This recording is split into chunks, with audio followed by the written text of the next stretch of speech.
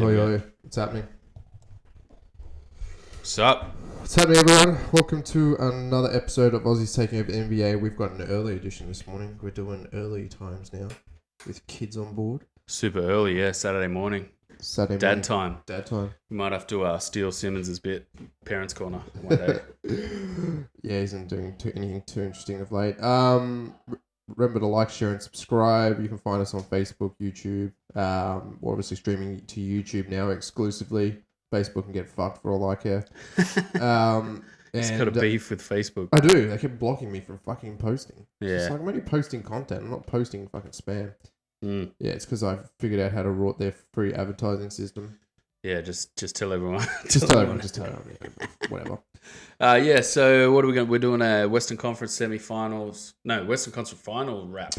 Western Conference final wrap. We can talk a little bit about the Bucks and the Raptors, which has been actually turned into a quite interesting series. Yeah. Portland 4-0 was a little bit disappointing. I think it was Draymond Green realizing that he was being a punk bitch and then rectifying the punk bitchness and playing some basketball because he's been playing fucking phenomenally. And he's a great player, pushing the ball all series. I mean, I can understand from that Houston series where they got wrapped up in all of that. Yeah, Portland are a little bit less of a kind of floppy team and a whingy team. They seem to get on with business and just play some basketball, which is nice. Which I do like about that. But that series was easily wrapped up. You can see even if KD leaves, that the Warriors are still going to be a force for a few years to come, I think. Yeah, I'm still not 100% sure he's going to be leaving though. He's gone. He's gone. But okay. He's gone.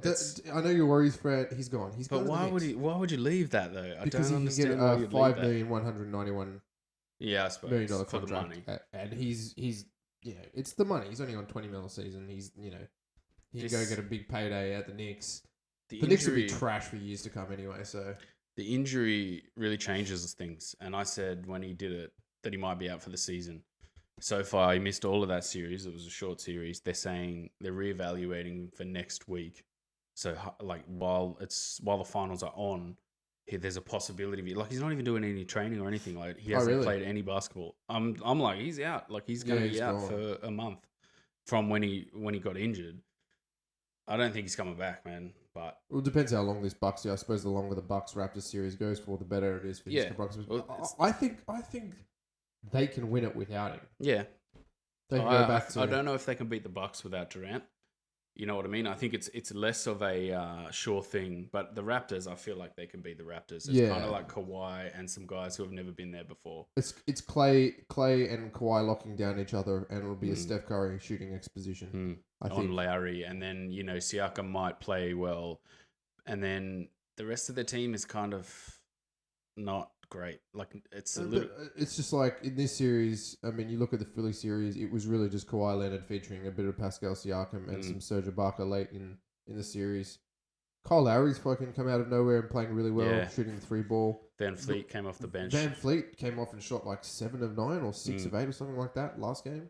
I feel like Norman Powell has been scoring really well. Like he did nothing for the whole Philly series. It's weird that it's against the Bucks too. It's the number one defensive team. I'm struggling to see where in this game. I suppose the fact that Giannis has probably gotten to a little bit of his head against Kawhi. Going from a 71% free throw shooter to 44% in the last game. Just terrible airballing free throws. Yeah. Getting tired maybe. I mean, it's hard to be the Greek freak all the time. He's not superhuman most of the time anyway. I guess we'll just jump around like we said we were going to do the Warriors and this but we'll talk about the Raptors a little bit. We'll just jump around, but both teams looked really tired in that game 4 in Toronto and the Bucks. Yes. And then it feels like both teams have come down a level. But the Toronto's a better team. And the team mentality and the scheme they operate is probably better in a fatigue environment than the Bucks. Well, you can. I mean, again, it's they've got a couple of smaller, more mobile guards that maybe won't get as fatigued and can play a little bit faster pace. And it's about pace of play and pushing the pace. Marc Gasol has been pretty useless in the sense that he's not quick enough to. Nah, yeah, and he was really poor against Philly, and he was poor at the start of the series, but he's come alive a little bit. Yeah, a little bit last couple of games, but the first 2 games, you just saw Giannis destroy them. You think, this is over. Yeah, it's over. They've got 4-0. nothing against Giannis, and then now you're sort of seeing a few cracks in Giannis's armor. He's looking a little bit fatigued. He's still off of, in transition, he pulls up at the 3-point line, surveys who he's got on him, and if it's a smaller guy, it's like he just gets to the rim, and everyone thinks they're gonna like contest his shot, and he just dunks over him. Yeah, Like it's crazy, but that's a super high. it's Kawhi Leonard's hands on a 6'11" guy. Exactly, but it's still a super high taxing strategy. Yeah, it's getting to your spots and shootings are much easier. Trying to get into the paint and just the entire time fighting, and he's not getting many calls. I've noticed in this series too. Yeah, it's like refs have seemed to go on, oh, you get a lot of physical advantage, so we won't give you as many calls. Like he got hacked yesterday's game. I was watching it last night, and he got hacked by, I think it was Van Fleet. Just no call, where you're like, okay, call them, but then like when you look at a wider context of a game, sometimes you go, oh, well, he got a couple of soft fouls here. That's why they didn't call that one. And I'm sorry about that. And like, he would be so fucking hard to ref, man. Like, he's a freak. Yeah, it is a little bit hard to ref, and you don't really know what you're going to do until you kind of get into it. And is this? But it's always like we said, like it's the people bias. It's just like 6'10", this guy's 6'2". How can a 6'2" guy foul a 6'10" guy? It's kind of like that height bias. It's if he gets hacked a little bit, and you see it kind of in other games as well, where the big guys will get the calls all the time because they're big. They probably slapped him, whereas the little guys won't get the calls. Yeah, under the basket. I found that Lowry's getting a few calls in this series, like whereas in the Philly series, he got like nothing. Yeah, you got kind of a shutdown though by a lot of them. But yeah, this series seems to be going the Raptors' way a little bit. Obviously, they took the one in Milwaukee. That was a big win for them, like a massive win.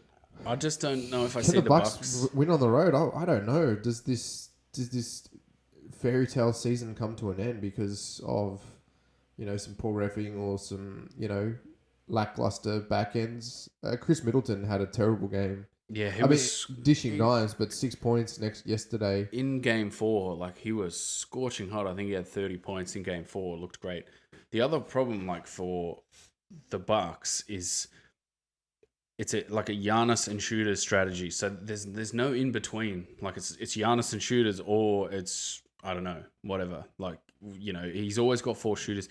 There's never okay, now like in the rhythm of the game, we're switching it up to Chris Middleton handles the ball, runs pick and roll with another guy. Like there's no like reverse wrinkles. It's a pretty cut and dry Giannis plus shooters. I said this, they're going to lose a couple of games.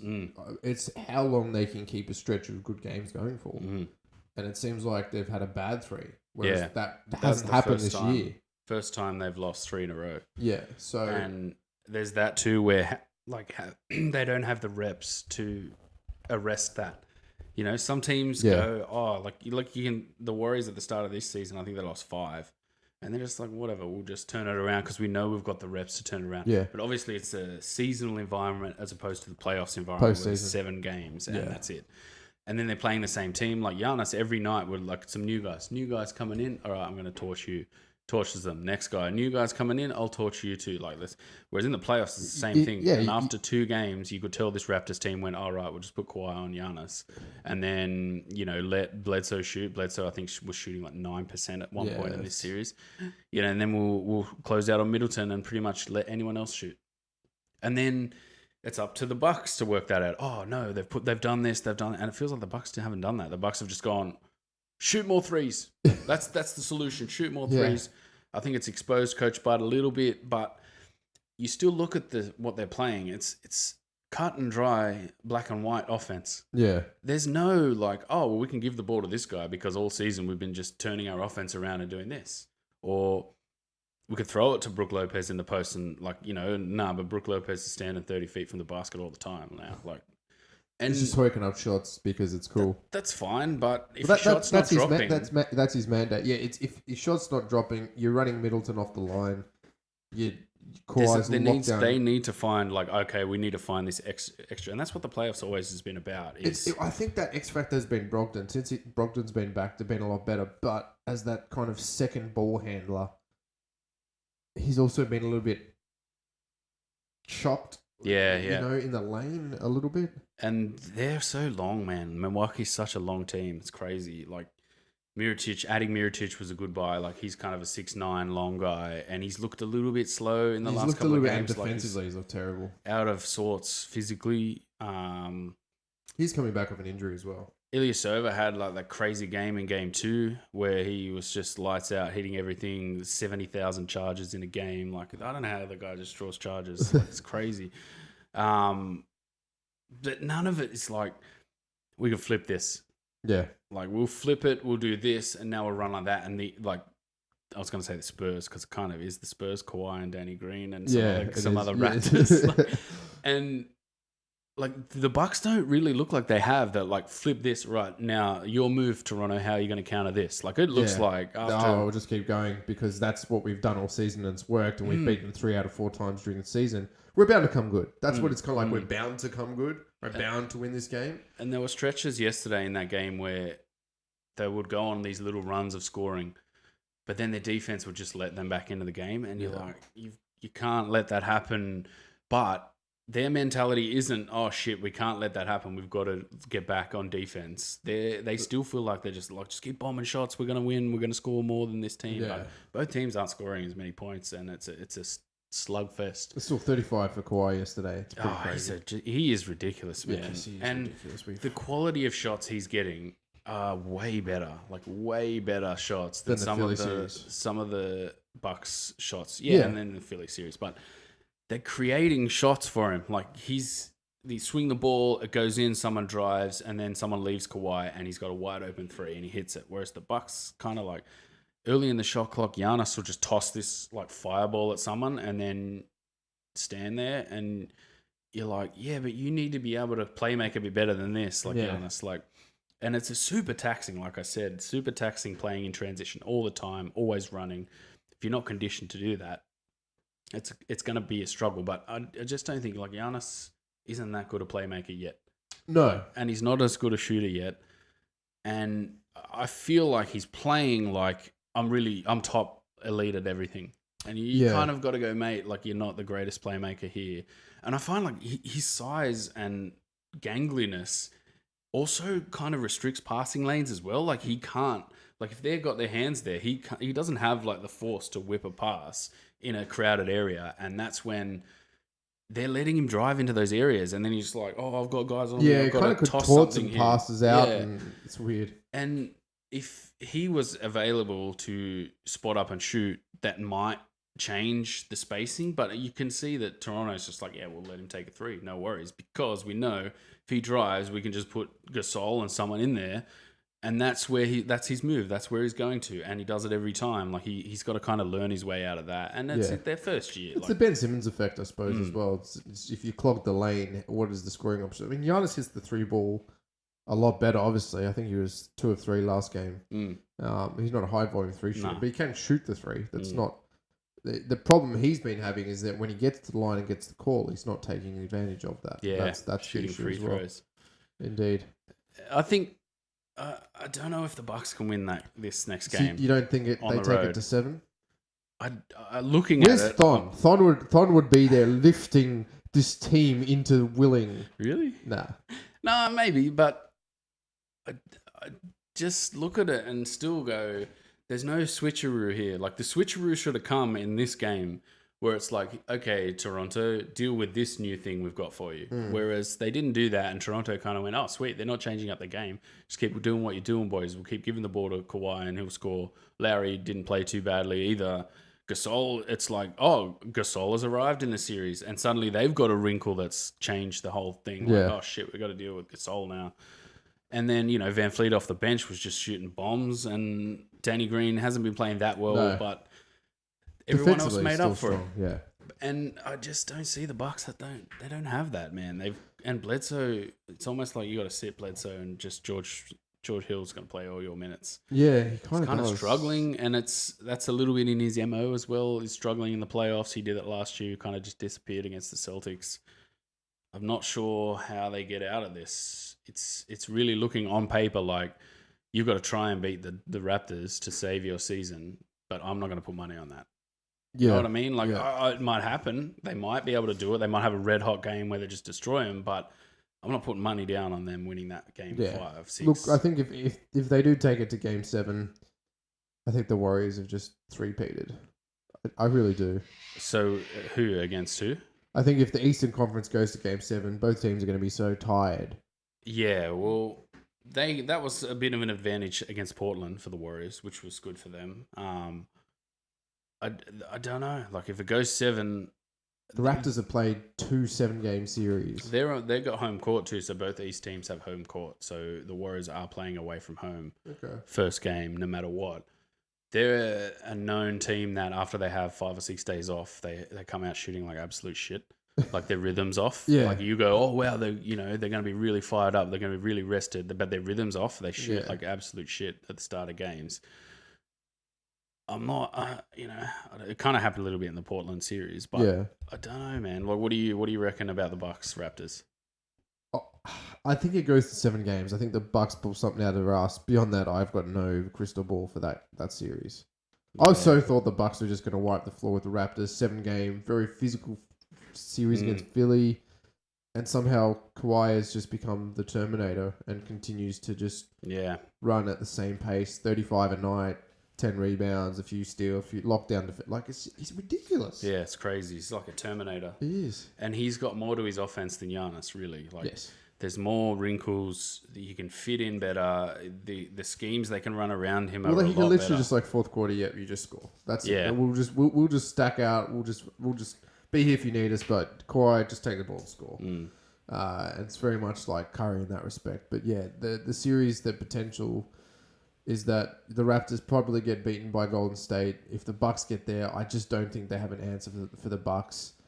Yeah, without Durant and Cousins, I think they're kind of light-handed. But it'll still be a good series. Like, we'll probably sit here and say that the Raptors going to get there and struggle. They're going to look tired. And then it might just be the same, like a good series. Yeah, which maybe. Is hopefully, we're hoping.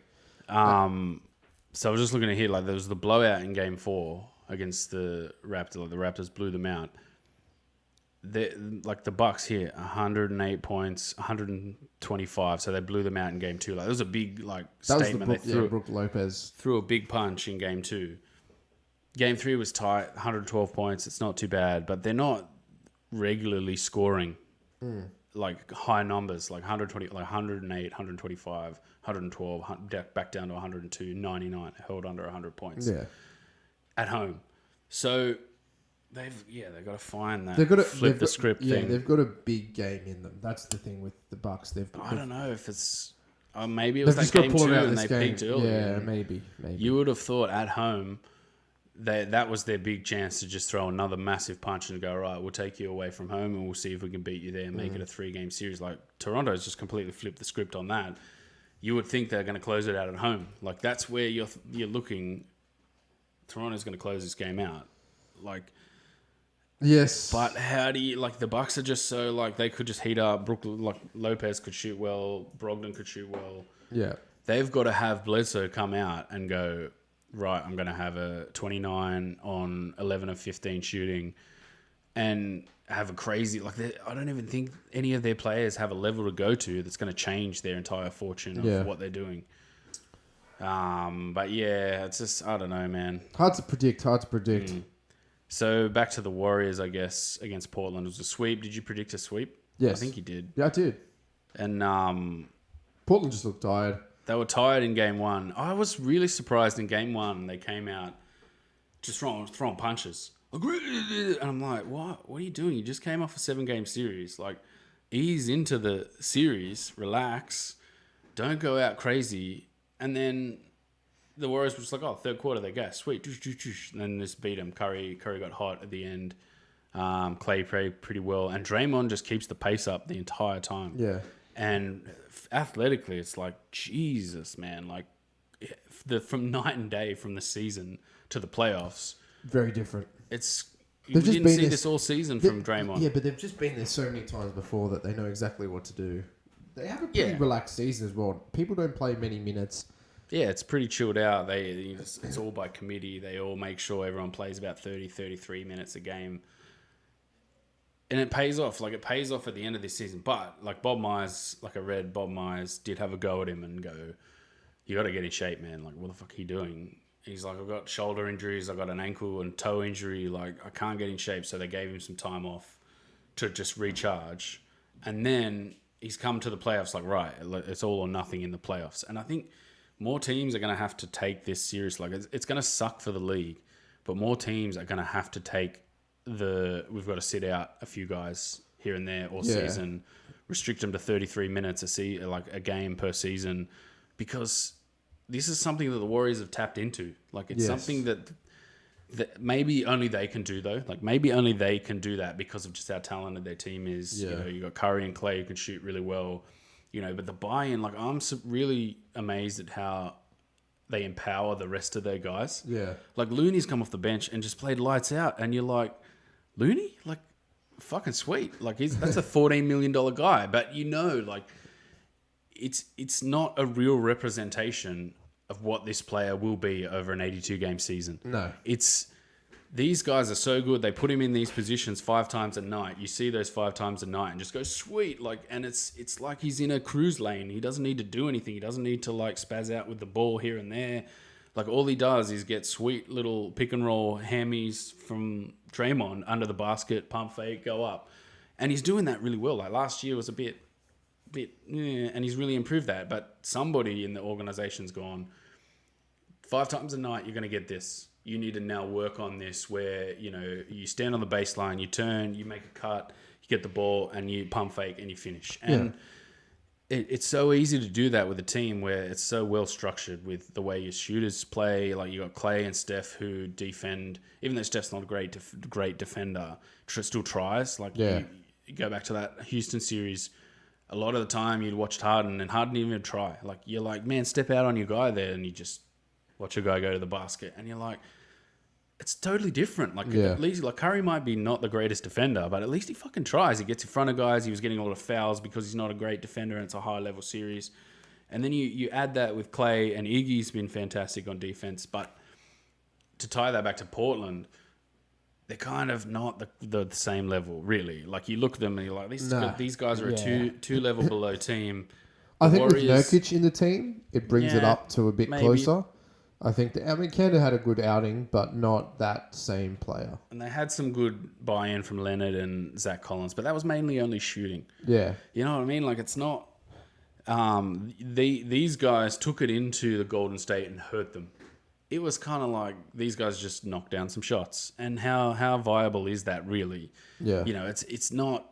You're not looking at that and going, we've got something to do here. Like, we can do this and this off of this. They don't have a lot of length as well. Golden State typically struggles against teams that have a lot of length because they can... Like the Bucks. Philly, even a little bit. And then I still feel like they struggle against guys with horizontal spacing, like the Rockets. Like guys that are just huge dudes to just get their body into you, and you're like trying to drive into the Orlando. lane. Like, Orlando was another one that they lost to during this out of nowhere. Like, you know, Aaron Gordon, Evan Fournier. They struggle with big body guys because they can't get into their spaces. If they don't get hot from 3 points, they're not going to get into the lanes. Curry does like to get into the lanes to get hot to then shoot from the outside. Yeah. It seems like if he just starts shooting, he goes cold. But if he gets a few points going, he's like, all right, now I can shoot from 3. I'm happy. He's locked in. Yeah. Yeah, that seems to be his way. And it's a perfect point to make against this Portland team. It's like they were a mirror of what the Warriors are. Like, Dame and CJ are the same, but not as good as Clay and Curry. And then Evan Turner, where you're like, okay, he's on a lot of money, but you've got to be getting more out of Evan Turner than I think he had 1-3 in this series. And you're essentially asking him to play make. And would you want Evan Turner playmaking, or would you want Dre or Iggy playmaking? Like, better guys to do that. You just don't want Iggy shooting free throws. Yeah, but he's paid more, like, or the same as those guys. And he's a starter. Like, and Iggy's kind of a bench guy that is playing a man-down role where he comes into the team, really, in theory. Dre, I've got to shut my email. Draymond has gone to a level where I think it's kind of distorted how like traditional fours look. Like his ability to defend bigger guys it's not present in a lot of the end. Like you can't just go find me a Draymond Green because it's like, yeah, there's one and that's it. Like I don't know how the hell he defends 7-footers. Like it's insane. Like with his body, how smart he is helping offer guys, and then he's just like, oh sweet, he helped off that, give it to, and you're like, what? Like how did you just get straight back there and contest that shot? Like what the hell? Like it's next level shit that. I don't know if you can develop that in just regular guys. Like, you know what? Watch Draymond Green and do that. And it's like, I don't think people can do that. Like, the shit he's doing is fucking next level shit. And Nurkic might have helped them, but I don't know. I think he's still kind of similar on defense to Leonard, but maybe a better overall perimeter defender. Yeah, maybe. a little bit better on the perimeter. I think a little bit better in stopping the Draymond dish. And the easy loony points, probably. Yeah. That's probably it. Maybe it makes it. But again, coming off a 7-game Denver series, there's no way that they're going to win against. Well, yeah, getting back to that. They came out just throwing haymakers in all the first three of those games. I'm just like... And everyone's like, oh, wow, they dropped 17 points leads. I'm like, yeah, because they were gassed. Like, they came out like dropping bombs early in these games and then had nothing left in the tank. As soon as Golden State made that run, which they nearly always do, because if you let them get on a run and you're tired and you don't manage the game properly, then that's where they torch you. And in Game 4, they kind of changed it a little bit. They were still hot. They were still shooting well. Myers Leonard had that crazy game. But ultimately, you could tell they were levels below. Yeah. And they tried. Like, look, I really like how they just tried. Like, you know what? We're going to just fucking have a crack. Who cares? So hats off to that. Like, they didn't just go... The Clippers was like, we'll just try and goon as much as we can. Injure guys, we don't even care. We're just bashing dudes, punching Steph Curry, whatever. Houston are like, we're going to flop a lot, try and influence the refs. That crazy dossier they released, I read through that the other day. Like after the series, I was like, I'm going to read through all this stuff and actually see, because I couldn't do it while the series was going. I was like, nah, bad voodoo. I can't buy into this. Like, I have to just focus on the Warriors. And I'm like, did you guys really just do that? Like, release a dossier about fucking last year's, and Daryl Morey with his tweets, like, and all this shit. And you're just like, this is why you guys don't win, man. Yeah. Like, it's this shit where if you guys just went... as well. If you guys just went, fuck it, we're just playing basketball. This is what we're doing. We'll try and beat you mano a mano. And that's why I love this Portland team. Even though they were levels below, just went, we're going to fucking have a crack. Yeah. And play real basketball. And then obviously the Warriors go, well, you're playing real basketball? Oh, sweet, we can just beat you like this. We know that. Like, they know they're levels below, and they know they're going to have the room to beat this team. Like, Curry, 36 points in this series a game. It's... these types of matchups where you're like, all right, Curry's just going to feast because Lillard can't really defend pick and roll properly because he's not big enough. CJ and Evan Turner are kind of a bit Gumby as well. They can't really defend pick and roll that well. And then if they bring the big up, it's like Nurkic is out. Is it better to have Kanter, Zach Collins, and Leonard, three pretty average, or have a really good second center and then rubbish after that? Because they had three guys, but all three of them just got played off the court. Like, it's like, you can't be out there, you can't be out there, and you can't be out there. And then what do you do? Like, what do you do with this? And they're all on good money too. Like, it's not like they're Kevon Looney style guys where if Kevon Looney can't be out there, you're just like, he's getting paid like $3 million. Like, who cares? He's a low level guy. Or if McKinney or Jerebko can't be out there, who cares? They're like, And the Warriors seem to just empower dudes. It's like, you know what? I trust you. And then, I don't know how that would... Like, it's crazy, man. Jerebko shoot from the corner and things like that. Jerebko's just, like, hurling bombs from everywhere. And you're like, ugh. Just like, don't. But these guys are like, yeah, more. It's kind of like the Donovan Mitchell thing where they're all like, yeah, more. And you're like, don't. Cook had some good minutes. The biggest thing, obviously, was Bogut. We should tie it back into Bogut. Still look pretty unplayable, man. Yeah, but he's old. He's there waving a towel. He's fine. He's there towel waving. 6 minutes a game in the series. Did he get a block? He got 1 block, 2 steals, 3 assists for the series, 10 total rebounds. The scariest part was Damian Jones is finally active again, and he gets to start, and you're like, oh, like how if he wasn't an old veteran coming into a situation of pure luck, you kind of take that personally. If Damian Jones comes back, plays a few minutes at the end of the game, and then comes back, starts the next game, and you're like, ooh, like Yeah, that. But how are the Warriors like? How do they fucking unlock that chemistry thing? You know, like how is this? How are other teams like? People would bitch about that if they were other teams, but the Warriors are just like, no worries if he's going to get the because start. he's loved. Sweet. He's loved. Yeah, he's loved, and he's just like, yeah, just give him 6 minutes. You know. And he's like, yeah, whatever.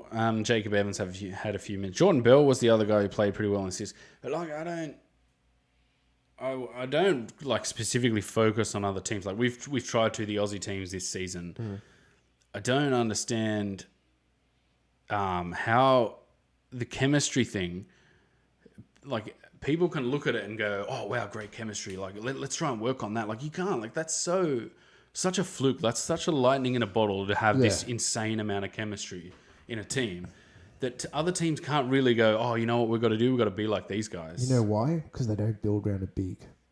Yeah, true. Guard. But then obviously people say, oh, guards are typically But guys that don't make the playoffs. Yeah, but Klay Thompson's kind of a hybrid small forward, large, average size small forward, large 2-guard who is a freakish 3-point shooter and can defend anyone.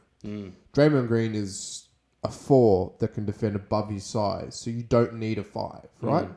And so you don't need that money sitting in dead cap space taking up an injured player. Because at the center position is an injury-prone position. They're big guys. They play hard. They play against other big guys. They're going to get injured. So you build your team around a guy who is a freakish shooter, the best that the NBA's ever seen. That's one thing that you can say, is that he can, shoot from anywhere and can facilitate as well. You've got potentially one of the best two-way players in the league. You've got a facilitator who can defend any position in the league. It doesn't really need to score, but has been scoring quite well. Yeah, shout out 16 points a game in this series. It's massive. You don't need. And then somehow you get this veteran that just can turn up for the playoffs. Doesn't play all year and then just turns up for the playoffs. Like it's a fluke. Freakish, man. It's a fluke. Yeah, it is freakish. It's fluky. And they drafted well. They, Monte Ellis, they went, nah, we're not going with him. He was a superstar. Nah, get rid of him. We're going with this guy, 6'3" from Davidson, because he can shoot a bit. Yeah. And then drafted Clay, then drafted Barnes. I think Green was the one before Curry. I should know that, but that's all right. I don't think this is going to be replicated in the next 5-6 years. No, maybe not even in the next 20 years. You look at the process, right? The process. Like where the NBA is going, I don't think this type of thing is going to be replicated ever again, really. Well, again, it kind of was done before the tanking started, right? So before the tank, Golden State happened. So it was kind of like a weird array of picks that were not number one picks. None of them were number one picks. Yeah. And then the process started, and they were all number one picks. And that really hasn't worked. It's worked. Phillies, but they're not Golden State. But I think it's like Simmons and Embiid out of that is the only two guys that are left really from that. Yes. Yeah. Yes. All the rest gone. gone. I think they had two other number one picks, Fultz and someone No, else. there was no other number one picks. It was Fultz. Okay, yeah. And then Okafor's who I was thinking of, but I don't think he was third or fourth. Yeah. Third or fourth. But yeah. Back to your point, sorry. So the way that's obviously they were, the way the draft was set then, that they were trying to build a Golden State with really strong picks. That's changed now. And all of a sudden we think the Knicks are getting Zion and then the Pelicans out of nowhere get the number one pick. So we know that era is over. So maybe we're going back to that era of random picks on potentially good teams where they get up and build chemistry like the Warriors and don't have a... Because when you're a number one or a number two or a number three pick, you're groomed to be a superstar, right? Yeah. Steph Curry's never groomed to be a superstar. He's just really good shooting. Yeah. Klay Thompson was never groomed to be a superstar. He grew into that position. Yeah. It's kind of like Giannis now, like where Giannis has come from. It is. They've got Middleton, who was a G Leaguer. So they weren't groomed to be superstars. They were guys that worked hard and built a chemistry on a team. And I think that's potentially where the NBA is getting back to instead of just this tanking bullshit. Because they know tanking doesn't work now. on the flip side of that, I like the way the media works now, and the way social media works. It feels like it's kind of going off a cliff. Like really, it's going. Like take Zion for instance, the amount of hype he has, like there's a chance that he could never even live up to that. Like it could just be awful. Like could be Anthony Bennett 2.0. Like it might be great, but at the same time, like everyone's front end loading the hype on guys now. Yeah. And 10, 15 years ago, you had to come into the league, play 3 or 4 seasons, then people knew who you were. Even as a first round, even as a first pick. Like now, you all your hype is front end loaded. Yeah, it's like if you're not getting that team, if you're a number 1 pick and not getting that team to a conference playoff position, you just rubbish. Hate you. Not good enough. Not good enough. This is terrible. But yeah, so a good 4-0 sweep, I think. It kind of represented the levels of the team, but I still think Portland played quite well. If they didn't, have to play a 7-game series, maybe they might have pulled something out. But the Curry-Drake pick and roll was just, they just had nothing to guard it. And they kept getting torched. And after 3 games, it's Terry, fuck, mate. Like, can you sort this out? And Lillard, the other one, like, Lillard just getting double trapped up time and time and time again. And I'm just going, can you not work this out? Like, can you not, like, it was very funny because in the Cavs series, the first year that the Warriors won the championship, the big thing was they did the exact same thing to Curry. And after 3 games, Curry went, all right, if I just take 2 steps this way, Draymond cuts, I just toss it straight to Draymond. He play makes it's 3 vs 4, and they torched them. And then the Cavs were like, shit, we got no answer for this. We lost. Like, it's these things where, like, Dame, can't you work your way out of that? Like, it's basketball IQ. Yeah, and he's a great player. He's a great, and that's what I would have expected. CJ was a bit up and down, but CJ all season has just been like a month of great and then a month of trash. I don't think they get him the right shots either. Like if he was in the Warriors system, you'd probably see a lot more offense from him. 22 points, it's not the worst, and Lillard had 23 points. But then you keep looking down here. Leonard and Harkless are your next guys. Hood, all like the rest are all under 10 points a game, and it's look how much money this is. Like Hood, Kanter, Collins, Turner averaged 5.5 points a game. Like Jesus, dude, and had 5 assists over the entire series. Like yeah, they do need. Well, I mean, once you might come back, you may not in the same vein. But yeah, they need to sign a good power forward. That's that's someone who could play make. Like I've just spent the entire podcast going, well, you can't recreate this. It's lightning in a bottle. But they have the framework to just go, all right, we need a guy like Draymond Green, who is that's 4, who can defend well and play make. Like get rid of Evan Turner and Harkless and even Aminu, and find Draymond to plug into that. Just to come all the way back around and just discredit everything I said in this podcast. Aaron Gordon's probably that if someone can get onto him and teach him how to defend bigger guys. He's so athletic. He's a fucking tank. He's kind of a bit score first though. He's a bit score first, but he needs to back off from that and potentially take that role. Because with the Magic, he's dying in the Magic. Maybe they take him, they teach him how to defend. He's a big dude. He could defend the 5 quite easily in most instances.